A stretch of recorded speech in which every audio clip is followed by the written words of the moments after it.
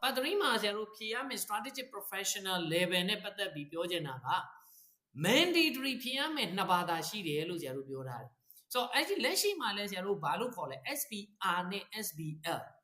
အဲ့တော့ SBR ဒီမှာ business နဲ့ sustainability reporting ဘာဖြစ်လို့ခုနောက်ပိုင်း sustainability ကို report လုပ်ရတော့ဒီလက်ရှိက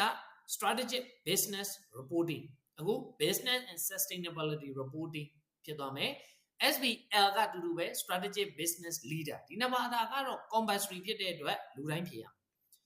ဟုတ်ပြီ optional က 1 out of 5 လို့ပြောထားတယ်၅ခုတည်းကတစ်ခုပဲဖြေရမယ်အဲ့မှာဆရာတို့ရော့သွားတယ်တတ်တာသွားတယ်လို့ပြောလို့ရတယ်ဘာဖြစ်လို့လဲဆိုတော့လက်ရှိမှာ၄ခုတည်းက2ခုဖြေရတယ်ဆိုတော့လက်ရှိနဲ့တူတဲ့ဘာသာတွေကဆရာတို့ AA လို့ဘာသာမျိုးတူတယ် audit and assurance professional လက်ရှိကတော့ advanced လေးထည့်ခေါ်တာပေါ့ advanced audit and assurance ဒါမဲ့အခုဒီမှာ new qualification future qualification မှာ audit and assurance professional လို့ခေါ်မယ်ပြီးတော့တဲ့အခါမှာဒီ corporate finance professional ဒါကဆရာတို့ advanced FM လို့သဘောမျိုးเนาะပြီးတော့တတိယဘာသာက performance and insight professional APM လို့ဘာသာမျိုးเนาะဒါမဲ့ဟို APM နဲ့တူမလား AFM နဲ့တူမလားဆိုတော့လိုအပ်ချက်တွေအရအသစ်ထပ်တိုးထားတာတွေတော့ရှိတာเนาะထပ်တိုးထားတာတွေတော့ရှိတယ်နောက် ATM လက်ရှိမှာ ATX ဆိုရင်ဒါဒီမှာ taxation advisory professional ဆိုလက်ရှိ option ၄ဘာသာကဒီမှာအကုန်ပြန်ပါလာတယ်နောက်ထပ်အသစ်တိုးလာမဲ့တဘာသာလက်ရှိဆရာတို့ခုနပြောတဲ့လိုအပ်ချက်အရာ IT ခေတ်မှာပြောင်းလဲမှုတွေရလိုအပ်ချက်အရာ data science တွေသိဖို့လိုအပ်လာဆိုအဲ့ဒါကိုသိချင်တဲ့သူတွေကဒါကိုဖြေလို့ရတယ်အဲ့တော့ဒီ၅ခုတွေကတစ်ခုပဲရွေးရမှာကိုကြိုက်တဲ့တစ်ခုရွေးတဲ့ငါမှာလဲကိုယ့်ရဲ့အလုပ်ဘာဖြစ်လို့၅ခုတောင်ပေးထားလဲဆိုတော့ကိုလုပ်တဲ့အလုပ်ရဲ့ကိုယ့်ရဲ့ career ကိုကြည့်ပြီးရွေးပေါ့ဥပမာကိုက audit firm မှာเนาะဒီလက်မှတ်ထိုးတဲ့ဒီ engagement partner level အထိသွားကျင်တာ audit firm မှာပဲကိုယ့်ရဲ့ career ကိုလုပ်မယ် external audit လုပ်မယ်ဒါဆိုကျတော့ဒီ audit and assurance professional ဘာသာမျိုးရွေးပေါ့ဒါမှမဟုတ် corporate life မှာပဲလုပ်မယ်ဆိုရင် corporate finance လိုမျိုး performance insight professional လိုမျိုးဒါမျိုးရွေးကိုက tax department မှာလုပ်တယ်tax နဲ့ပတ်သက်လို့ပဲကိုကစိတ်ဝင်စားတယ်ကိုယ့်ရဲ့ career ကဒါပဲလုပ်ချင်တယ်ဆို taxation advisory ကိုရွေးဒါမှမဟုတ်ခုနကပြောကိုက finance တွေမဟုတ်ဘဲနဲ့အဲ့ဒီ data science ပါချင်တယ် IT knowledge တွေနဲ့တွဲပြီးလုပ်ချင်တယ်ဆိုရင် data science ဘာသာမျိုးကိုရွေးဒါမျိုးကိုပြောတာပြအဲ့တော့ကိုဘာရွေးတင်တယ်လဲဆိုတာတော့ကိုယ့်ရဲ့ဘယ် career နဲ့ကိုကအလုပ်လုပ်မှာလဲပြီးတော့ဘယ်ဘာသာကိုကိုကပို့ပြီးပိုင်နိုင်လဲစိတ်ဝင်စားတယ်လေဒါလို့ဒီအချက်တွေပေါ်မှာမူတည်ပြီးရွေးချယ်တဲ့ကဲတော့ strategic professional မှာအခုပါတဲ့ဘာသာတွေကိုဆရာပြောပြပြီးပြီနော်ကိုဖြေရမှာကမဖြစ်မနေဖြေရမှာကနှစ်ဘာသာ S1 S2 S1 က business and sustainability reporting S2 ကကြတော့ strategic business leader SBL ပေါ့နော်ဒါမျိုးအဲ့တော့ဒါကဆရာတို့ဒီ strategic professional မှာဒါကြောင့် S လေးနဲ့တော့ခေါ်ရတာ K level ဆို K1 K2 K3 expertise E level ဆို E1 E2 E3 E4 E5 ဒီလိုမျိုး S strategic professional ဆို S1 S2 ကျန်တာတွေကတော့သူက1 2 3လို့မခေါ်ဘဲနဲ့သူ့ရဲ့နာမည်လေးတွေပေါ့ AA တို့ CF တို့ data science တို့ DS တို့เนาะ performance and insight ဆို PI တို့ taxation advisory ဆို TA တို့ဒါမျိုးလေးတွေခေါ်တာဟုတ်ပြီသူ့မှာလည်း essential employability module ဖြေရမှာရှိတယ်အဲ့ဒါကဆရာတို့ ethical sustainable leadership ဆိုတာတွေပါမယ်ဆိုတော့ထုံးစံတိုင်းဆရာတို့ဘာရမလဲအားလုံးပြီးသွားလို့ရှိရင်ဆိုတော့ ACCA qualify ဖြစ်မယ်เนาะ ACCA qualify ဖြစ်မယ်ပြီးရင် UOL ကပေးတဲ့ MSc professional accountancy ထပ်လို့ချင်းယူလို့ရတယ်ဆိုတော့ experience အနေနဲ့ကတော့ဟို ACCA full member ရှောက်ဖို့ကတော့ပုံမှန်တိုင်းပဲ36လ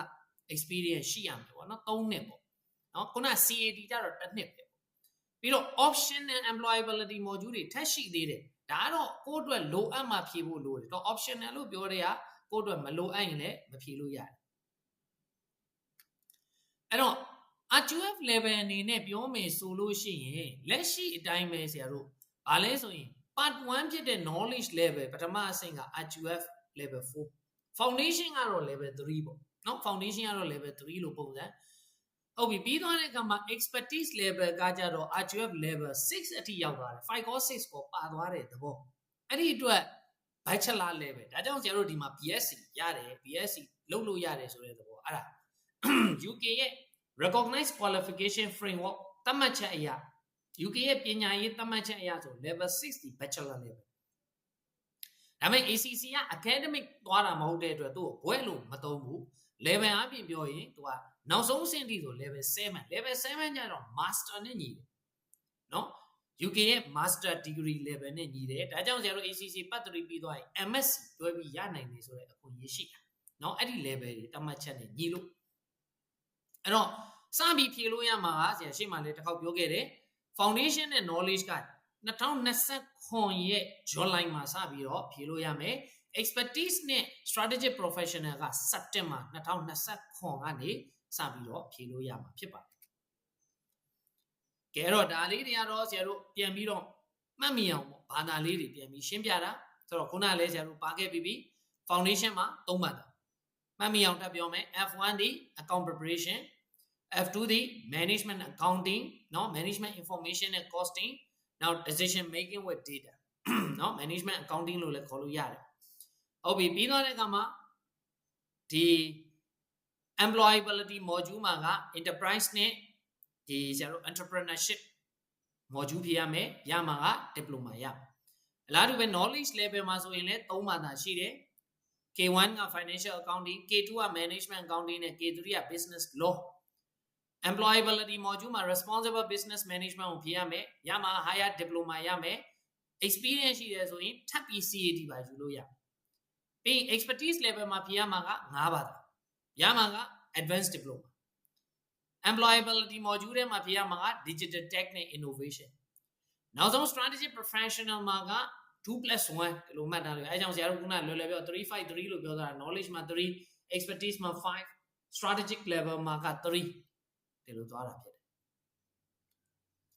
ကဲနောက်အဲ့တော့ခုနကဆရာပြောသွားတယ်ဒီ optional employability module တွေက